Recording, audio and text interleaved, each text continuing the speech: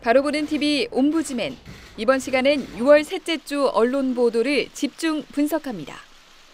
15일 격리 대상자가 5,000명을 넘어선 가운데 방역당국의 밀접 접촉자 관리에서 빠져 있었던 삼성 서울병원의 이송요원과 의사 등 3명이 슈퍼 전파자가 될 가능성을 보여서 우려를 낳았는데요.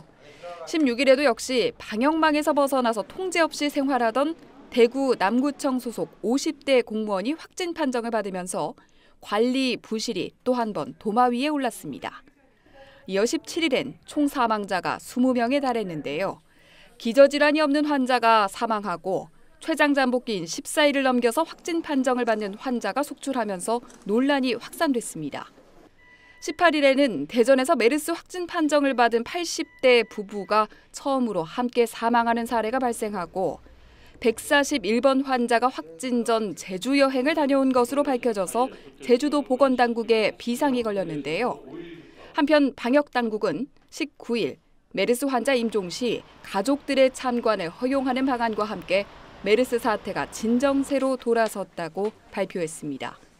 잠시 후 연합뉴스TV를 말한다에서는 뉴스 1번지와 고성국의 담담 타타 등을 모니터한 결과를 들어보고 TV와 비평에서는 메르스 논란과 이를 전하는 우리 언론의 보도 태도를 점검해봅니다.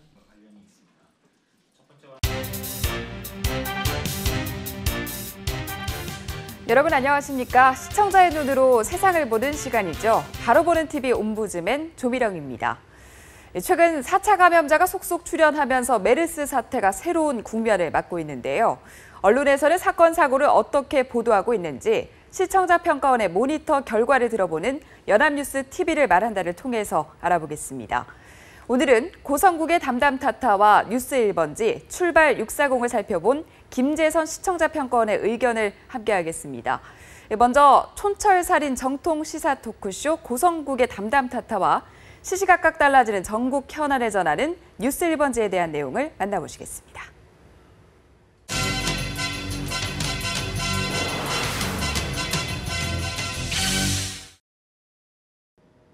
한 주간 방송되었던 연합뉴스TV의 모니터 내용을 말씀드리겠습니다. 먼저 고성국의 담담타타와 뉴스 1번지를 모니터한 내용을 말씀드리겠습니다. 6월 9일 밤 10시에 방송된 고성국의 담담타타에서는 토론인 토론하는 사람들과 전국의 해법이라는 두 개의 별도 코너들을 통해 주로 중동 호흡기 증후군 메르스의 지속적 확산 사태와 관련한 내용을 다루었습니다. 토론인 토론하는 사람들에서는 메르스 확산 사태와 관련한 다양한 정치적 이슈 및 쟁점들을 진행자가 여당과 야당의 현직 국회의원 2명과 함께 논의하는 방식으로 진행했고, 전국의 해법은 진행자와 한 명의 정치시사 전문가 간의 질의응답 형식을 통해 메르스 사태를 비롯한 주요 정치적 이슈들을 평가하고 전망을 제시하였습니다. 이처럼 고성국의 담담타타는 일종의 시사 논평 프로그램으로서 일반 뉴스 프로그램과는 달리 특정 주제에 관한 심층적인 정보 및 다양한 관점들을 시청자들에게 전달하고, 또한 일반 방송 뉴스에서는 미흡한 해설 및 논평 기능이 강화되어 있다는 점에서 긍정적으로 평가할 수 있습니다.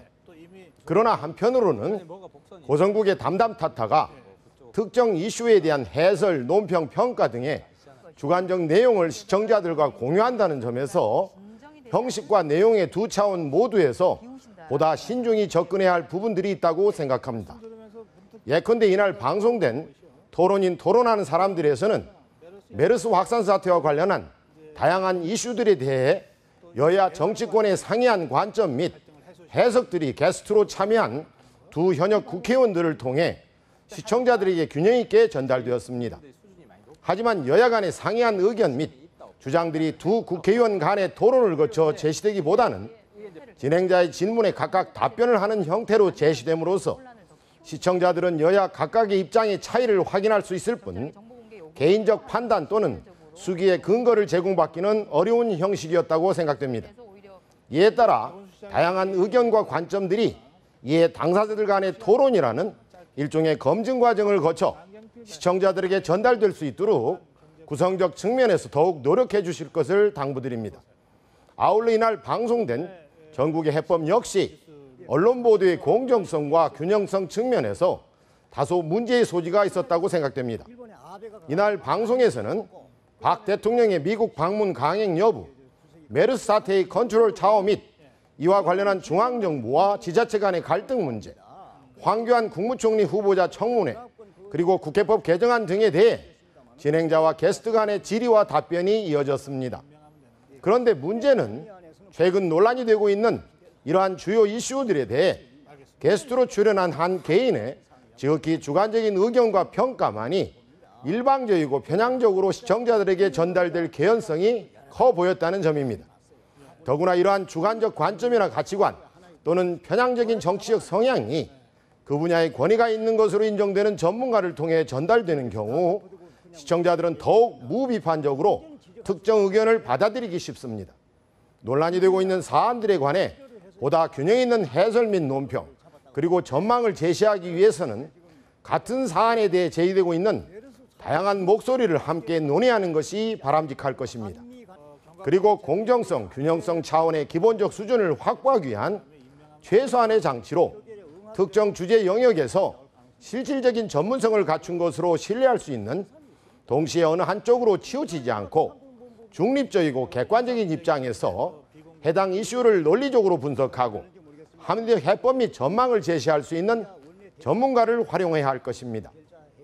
다음은 지난 수요일 오후 3시에 방송됐던 뉴스 1번지에 대한 내용입니다. 이날은 뉴스 속보 박 대통령 방미 전격 연기, 국민 안전 우선이라는 제목으로 박근혜 대통령이 6월 14일부터 18일까지로 예정되어 있던 미국 방문을 전격 연기하였다는 청와대 발표를 보도했습니다. 청와대는 김성우 홍보수석의 브리핑을 통해 박 대통령의 방미 연기를 발표했는데요. 최근 메르스 확산 사태와 관련해 정치권에서도 여야 할 것 없이 박 대통령이 예정된 미국 방문을 그대로 진행해야 할 것인지에 대해 갑론을박을 계속해 왔습니다. 이처럼 첨예한 논란의 대상이 되었던 사안이니만큼 언론 보도도 큰 관심 속에 신속하게 이루어졌습니다.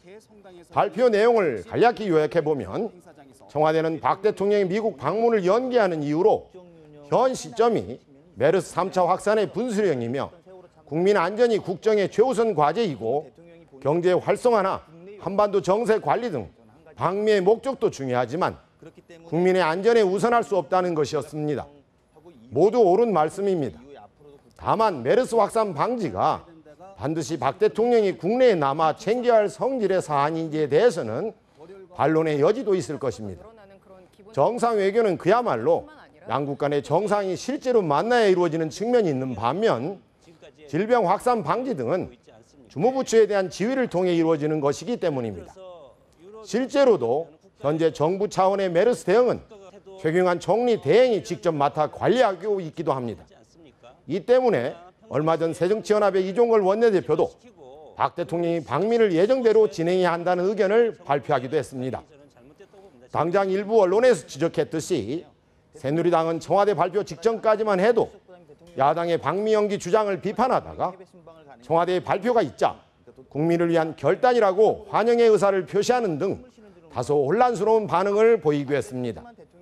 아마도 청와대에서는 메르스가 국민의 건강과 직결되는 사안이라는 점을 고려했을 테고 정치적으로는 이명박 정부 당시에 광우병 파동 그리고 가깝게는 작년의 세월호 사건 당시에 정치적 위기를 떠올렸을 것입니다.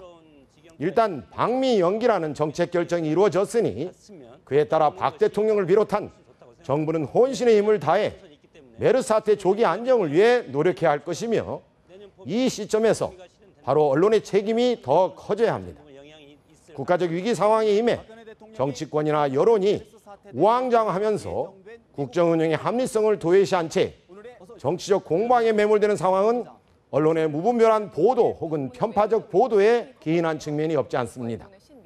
국민의 건강을 최우선시해야 하는 것은 언론 역시 마찬가지라고 할 수 있습니다. 무조건 야당이나 여당의 편에 서서 메르스를 정치적 파벌 싸움의 소재로 삼아 시청률을 올리는 행태는 당연히 지양해야 할 것이며 일어나고 있는 상황에 대한 단순한 보도 역시 바람직하지 않습니다. 사실은 정확히 알리고 시청자들이 반드시 알아야 할 의학적, 과학적 지식에 대해서는 언론 역시 적극적으로 취재에 나서야 할 것입니다. 이번 메르스 사태와 관련해서 선진적인 연합뉴스 TV의 보도 태도를 기대하겠습니다. 네, 고성국의 담담 타타와 뉴스 1번지를 살펴본 김재선 시청자 평가원의 의견을 함께 하셨는데요. 바쁜 출근길에 빠르고 다양한 뉴스를 전달하는 출발 640은 또 어떤 평가를 받았는지 함께 만나보시죠.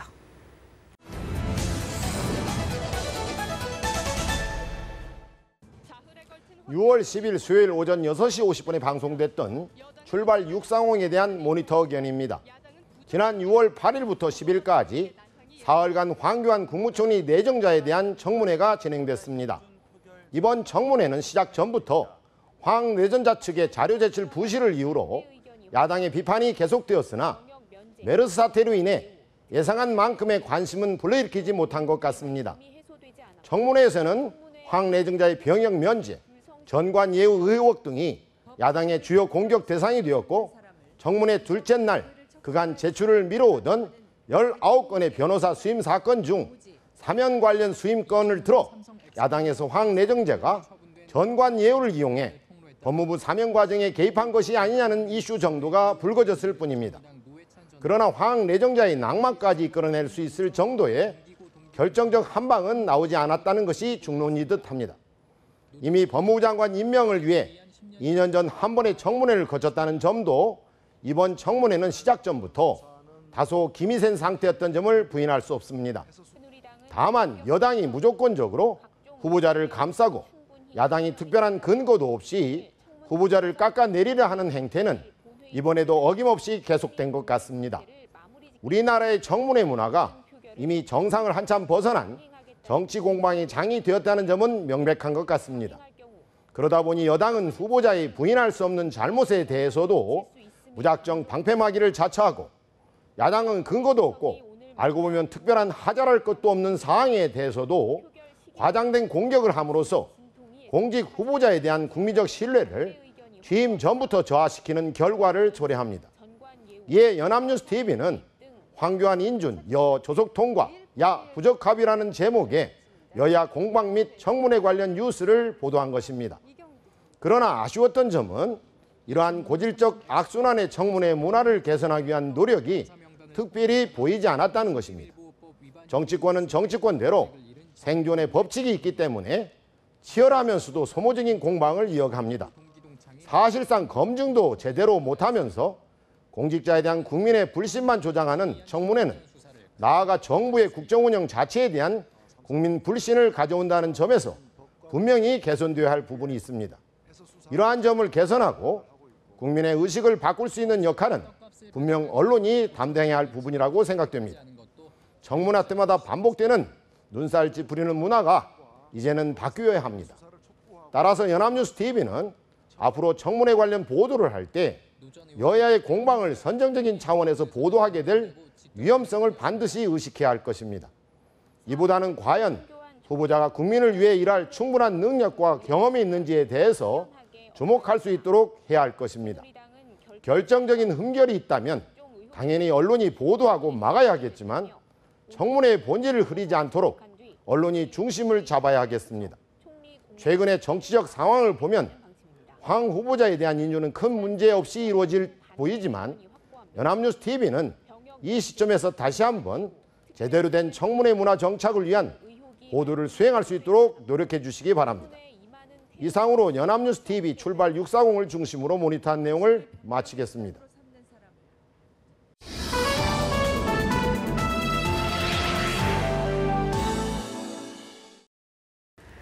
연합뉴스 TV에서는 뉴스 외에도 다양한 제작 프로그램을 방송하고 있죠. 대학생 평가원들의 시청 소감을 들어보는 캠퍼스 TV 리포트. 오늘은 카메라 시선을 살펴본 박가현, 양미정 학생의 의견을 함께 하겠습니다. 이번 주 캠퍼스 TV 리포트에서는 매주 토요일 오후 8시 40분에 방송되는 카메라 시선에 대해 말씀드리겠습니다. 카메라 시선은 뉴스가 만들어지는 영상 취재 현장들을 시청자들에게 생동감 있게 전달하는 프로그램입니다. 지난 6월 15일에는 메르스와 전쟁 중인 대한민국, 42년 만에 최악의 가뭄인 강원도, 성완종 리스트의 홍문종 검찰 출석 현장이 방송됐는데요. 다양한 분야 안에서 각각의 이슈들을 카메라의 시선으로 현장감 있게 다루어 속도감을 느낄 수 있었습니다. 이번 주 사건 사고 부분에서는 한 주간의 사건을 간단하게 자막으로 정리하고 긴박한 음악과 속도감 있는 화면을 더했는데요. 여러 사건들을 일목요연하게 짧은 시간 내에 볼 수 있어 좋았습니다. 다만 11일 포천 섬유공장 화재 사건 후 8일 여대생 기절 사건이 제시되었는데요. 날짜 혹은 중요도 순서로 배치되었다면 시청자들이 한 주간 사건을 파악하는 데 더 수월했을 것 같습니다. 특히 8일 부산 남구에서 일어난 여대생 기절 사건에서는 범인이 여대생을 길거리에서 목을 조르는 CCTV 장면이 그대로 나와서 다소 자극적이라는 생각이 들었습니다.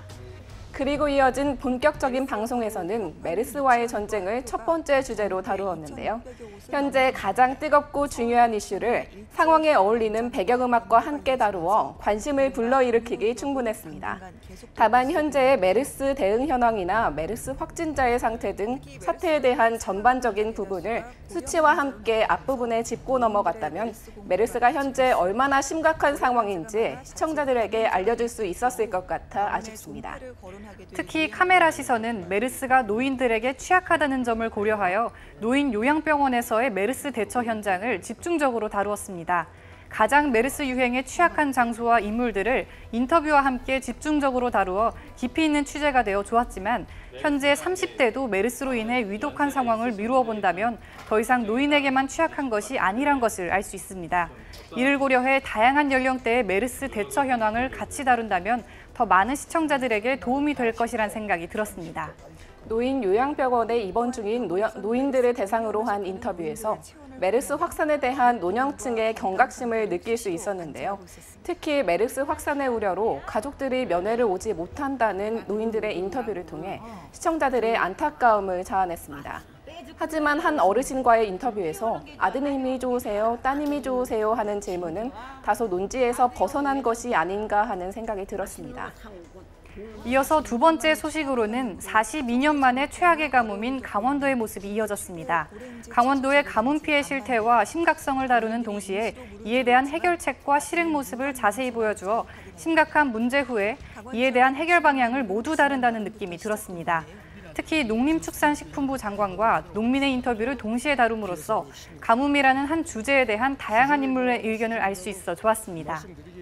후반부에서는 강원도 소양강댐의 가뭄을 전과 후로 나눠 그 모습을 확연히 비교해줬기 때문에 가뭄 피해가 현재 얼마나 심각한지 느낄 수 있었습니다.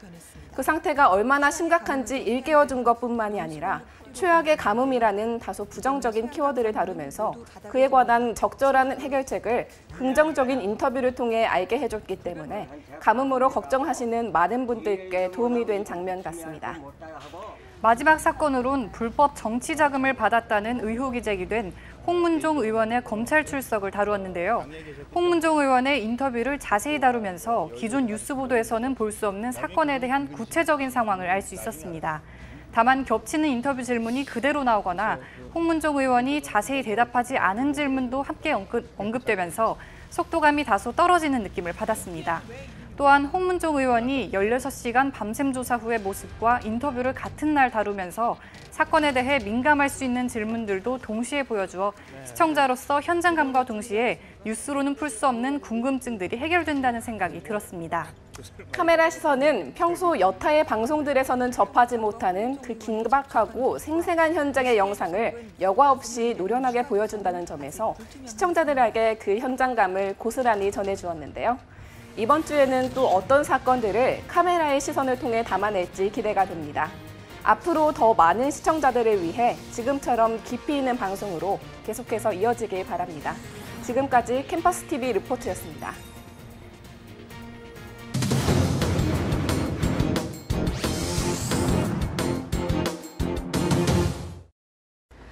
메르스 태풍이 가라앉을 기미를 보이지 않으면서 다시 고비를 맞고 있습니다.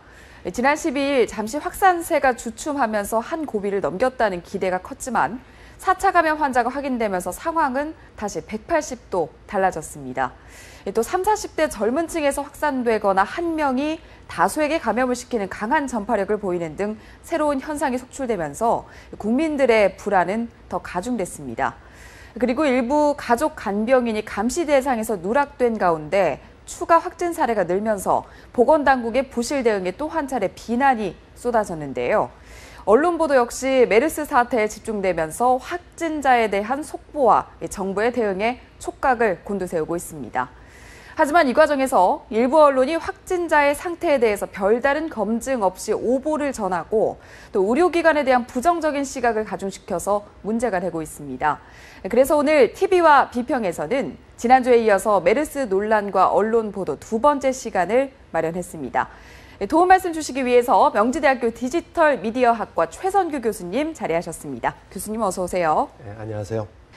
네, 먼저 우리 언론들이 메르스 사태에 대해서 어떻게 지금 보도를 하고 있는지 정리해 주시죠. 네, 아침에 일어나면 오늘 메르스 환자가 몇 명인지 살펴보는 일이 지금 한 달째 계속되고 있습니다. 네. 지난 5월 20일에 우리나라에서 메르스 환자가 첫 번째로 확진된 이후에 한 달여에 걸쳐서 우리 언론에서는 약 14만 건 이상의 그 보도를 했습니다. 주된 보도는 메르스의 이제 확산이나 발병, 또 자가격리 상황 등 사실에 대한 보도가 주를 이루었습니다. 메르스에 대해서 과도한 공포를 가질 수 없다는 식의 어떤 그 부담을 줄여주는 보도라든지 열심히 노력하는 의사가 있다는 식의 그 희망을 담긴 메시지를 주는 형식의 보도도 있었고요. 세계일보는 국내 메르스 환자를 이제 분석한 결과 기존 질환이 없는 환자는 사망률이 현저히 낮은 것으로 확인됐다면서 과도한 메르스 공포감은 근거가 없는 것이라고 이제 밝혔고요. 네. 또 중앙일보는 국립중앙의료원의 호흡기 센터장의 사진을 싣고 그 센터장을 메르스 전설을 이제 호칭하면서 두렵지 않다는 그의 말을 전했습니다. 메르스 위기를 이렇게까지 이제 키운 책임에 대한 보도에 대해서는 언론들이 비교적 뚜렷하게 시각 차이를 드러냈는데요. 네. 경향신문은 보건당국의 모니터링과 그다음에 상황 점검, 병역 대책이 이제 제대로 작동하지 못한 점, 그리고 대형 병원에서 이제 메르스 환자가 속출하는데 이것을 정부와 의료기관 간의 정보를 제대로 공유하지 못한 점을 들어갔고 정부의 책임을 물었습니다. 또 그 14번 메르스 환자가 응급실에 입원했을 때 조속한 확인과 격리 조치를 하지 않은 삼성 서울병원의 책임, 그다음에 그것을 그대로 내버려둔 정부의 책임을 물은 보도들도 이제 눈에 띄었습니다. 네. 반면에 이 후진국 수준의 이제 시민 의식에 문제가 있다는 보도도 있었는데요.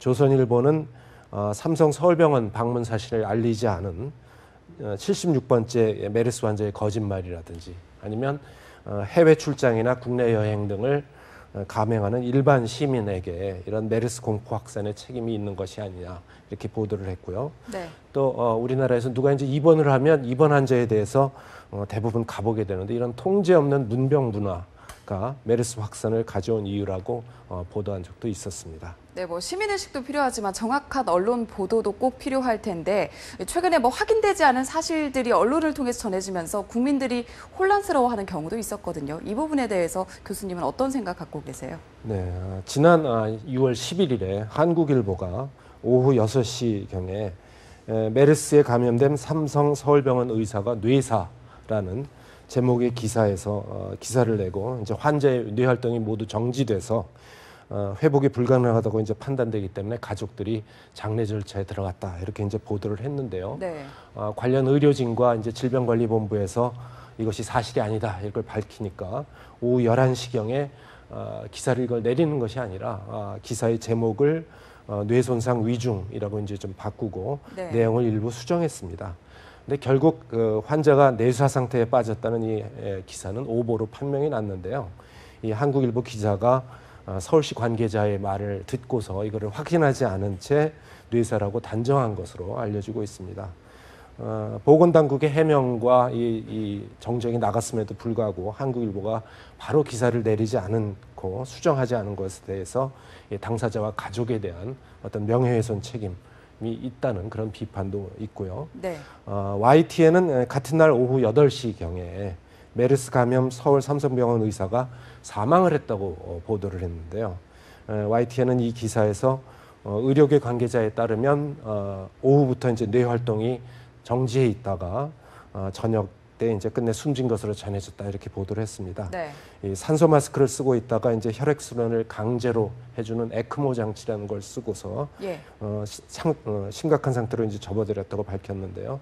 이 YTN의 보도가 나간 직후에 이제 보건복지부가 이것이 이제 사실이 아님을 이제 일축하자 즉각 오보임을 인정하고 이제 즉각 사과를 했습니다. 그리고 12일에도 이제 회사 차원에서 사과가 이뤄졌는데요.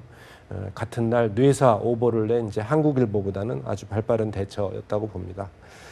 결국 그 언론들이 지금 이 메르스 사태를 두고서 지나친 속보 경쟁으로서 취재원에 대한 검증과 사실 확인을 거치지 않은 데서 나온 오보라고 보여집니다. 네, 정확한 취재와 검증이 꼭 필요해 보이고요. 또 일부 언론 같은 경우는 병원에 대해서 좀 지나치게 부정적으로 보도하는 경향도 보이던데 이런 보도 태도는 문제가 없을까요? 지난 14일에 삼성 서울병원이 이제 부분 폐쇄를 발표했습니다. 예. 그래서 응급실과 새로운 외래 환자를 이제 받지 않는다고 했는데요. 삼성 서울병원이 이렇게 부분 폐쇄를 결정한 이유는 삼성 서울병원에서 응급실과 일반 병실 사이를 환자를 이송하는 이송 요원과 그다음에 응급실에 가지 않은 외래 환자에서도 확진자가 나오면서 이 삼성병원이 이 3차 감염지로서 지목을 받았기 때문입니다. 네. 그래서 그 부분 폐쇄 조치가 발표된 이후에 보수 진보 언론이 가릴 것 없이 일제히 삼성 서울병원을 이제 비판을 했습니다. 동아일보 같은 경우 보면 삼성 서울병원과 보건당국이 이 메르스의 조기 차단을 위한 3차례의 기회를 모두 놓쳤다. 삼성병원이 사태의 심각성을 제대로 파악하고 있지 못하는 것 같다. 이렇게 예. 이제 비판을 했고요. 조선일보는 공익보다는 수익을 우선하는 경영의 사태가 바로 이 삼성병원의 사태로 이제 꼽았습니다. 그래서 메르스 사태가 났을 때 바이러스 오염지대를 이제 폐쇄하거나 선제적으로 그 감염 의심자를 격리하지 않고 굉장히 그걸 축소시키고 그거를 이 격리 대상 인원을 최소화하려고 했던 것이 공공의 보건보다는 병원의 수익을 우선한 경영이 아니었느냐. 그리고 네. 그러한 경영 마인드가 지금 현재의 이 메르스 확산과 국민 보건을 위협하고 있다 이렇게 보도를 했고요. 한겨레의 경우에 있어서는 이 삼성서울병원이 이제 국내 최고 병원이라는 네. 그런 자만이 이런 화를 자초했다고 이제 보도를 했습니다. 전염병에 관련된 역학조사와 그것을 이제 통제하는 데 있어서 최고 권위 기구는 아무래도 이제 질병관리본부인데 삼성서울병원이 그걸 스스로 하겠다고 나서고 정부가 그걸 내버려 둔 것이 바로 이런 사태를 가져온 일이다 이렇게 이제 비판을 했는데요. 네. 보수 언론과 진보 언론이 일제히 이제 삼성서울병원을 비판하는 가운데 다소 결이 다른 입장을 보인 것이 이제 중앙일보였습니다. 중앙일보는 사설에서 이 삼성서울병원과 중앙정부가 오판한 책임은 있지만 지금은 누구의 잘잘못을 따질 때가 아니라 앞으로의 여파를 고민하고 사태를 수습할 방안을 맞는 데 힘을 찾아야 된다 이렇게 이제 보도를 했습니다. 언론의 이제 병원에 대한 비판적인 보도는 제가 보기에는 삼성 서울병원에 대한 비판으로 상당히 한정되어 있고 네. 또 메르스의 최전방에서 땀 흘리면서 싸우는 의료인의 노고와 역할에 대해서는 적절한 보도가 이루어졌다고 생각이 됩니다. 네, 그렇다면 앞으로 이제 관련 내용을 전함에 있어서 우리 언론들은 어떤 부분들을 좀 주의해야 될까요? 네, 메르스를 취재하던 KBS 취재진과 또 네. 종편 채널의 그 카메라 기자까지도 그 메르스 때문에 자가격리되는 등 이 언론 취재진도 메르스 위험에 노출되어 있는 상태입니다. 그래서 취재진에 대해서도 현장 대응 지침이라든지 이런 안전 대책이 좀 마련되어야 될 필요성이 있는 것 같고요. 네. 질병관리본부가 그동안 몇 차례에 걸쳐서 이제 메르스가 진정될 것이라고 희망적인 발표를 했지만 메르스는 아직 진정될 기미를 보이고 있지 않습니다. 그리고 지난 14일에 삼성 서울병원이 이제 부분 폐쇄되면서 과연 이 메르스가 진정 국면으로 전환될지는 조금 더 시간을 두고 지켜봐야 될 것 같은데요. 이번 메르스 사태가 확산된 데에는 삼성 서울병원과 방역 당국의 실책이 가장 큰 것으로 이제 여겨집니다. 네. 근데 도대체 이제 이런 일이 왜 이렇게 벌어진 것인지 여기에 방역 당국과 병원 간의 어떤 유착 내지는 그런 요인이 작용한 것이 아닌지 나중에 좀 반드시 밝혀낼 필요가 있다고 생각이 됩니다. 네, 교수님 오늘 말씀 여기까지 듣겠습니다. 고맙습니다. 메르스 청정 지역들까지 하나둘 뚫리기 시작하면서 전국으로 메르스 공포가 확산되고 있습니다. 한편 독일에서도 메르스 환자가 발생해서 결국 합병증으로 사망했지만 발빠른 초기 대응으로 접촉자 내 추가 감염은 발생하지 않은 것으로 전해지면서 한국 정부의 부실 대응에 아쉬움이 커지고 있습니다. 또 메르스 사태가 장기화되면서 자가격리자가 무단으로 자택을 이탈하고 또 영세 서민들이 일자리를 잃을까 당국의 접촉 사실을 숨기는 등의 문제도 발생하고 있습니다. 이런 때야말로 정확한 정보와 문제 제기로 언론의 역할을 충실히 이행하는 보도 태도가 꼭 필요할 텐데요. 한편으로는 위험에 노출된 채 메르스 최전선에서 사투를 벌이고 있는 의료진의 이 희망과 감사의 메시지를 전하는 데도 앞장서야 하겠습니다. 저희 제작진은 언제나 시청자 여러분의 다양하고 소중한 의견을 기다리고 있습니다. 이 방송을 보고 느낀 소감을 전화나 홈페이지, 시청자 게시판 그리고 SNS로 보내주시기 바라겠습니다. 바로 보는 TV 옴부즈맨 오늘 방송은 여기까지입니다. 시청해주신 여러분 고맙습니다.